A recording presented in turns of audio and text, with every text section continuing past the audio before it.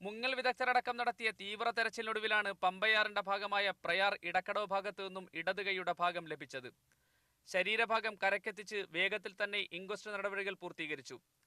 കസ്റ്റഡിയിലുള്ള മകന്റെ മൊഴി ആദ്യഘട്ടത്തിൽ പോലീസ് വിശ്വസിച്ചിരുന്നില്ല. എന്നാൽ ഷെറിന്റെ മൊഴിക്ക് ബലം നൽകുന്ന തെളിവാണ് ഇപ്പോൾ ലഭിച്ച ശരീരഭാഗമെന്നാണ് പോലീസിന്റെ പ്രാഥമിക നിഗമനം. അന്വേഷണത്തിന്റെ ഭാഗമായി ലഭിച്ച തെളിവുകളുടെ ശാസ്ത്രീയ പരിശോധന നടത്തിയ ശേഷമാകും പോലീസ് മറ്റു നടപടികളിലേക്ക് കടക്കുക.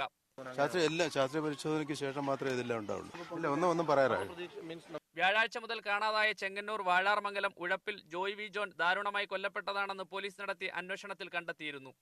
ഒരു ദിവസം നീണ്ട ദുരൂഹതകൾക്കൊടുവിലാണ് മകൻ അച്ഛനെ കൊന്ന് കത്തിച്ച ശേഷിപ്പുകൾ പുഴയിലെറിഞ്ഞെന്ന നിഗമനത്തിൽ പോലീസ് എത്തിയത്. ഇവരുടെ ഉടമസ്ഥതയിലുള്ള ഷോപ്പിംഗ് കോംപ്ലക്സിന്റെ ഗോഡൌണിൽ നടത്തിയ പരിശോധനയിൽ രക്തം പുരണ്ട ചെരുപ്പുകളും ചുമരിൽ രക്തക്കറയും മാംസാവശിഷ്ടങ്ങളും കണ്ടെത്തി. ഗോഡൌണിന്റെ മറ്റൊരു ഭാഗത്തു നിന്ന് കത്തിച്ചതിന്റെ തെളിവുകളും ലഭിച്ചു. തുടർന്ന് നടത്തിയ അന്വേഷണത്തിലാണ് കോട്ടയത്തെ ഒരു ഹോട്ടലിൽ നിന്നും മകനെ പോലീസ് കസ്റ്റഡിയിലെടുത്തത്. മീഡിയ 1 ആലപ്പുഴ.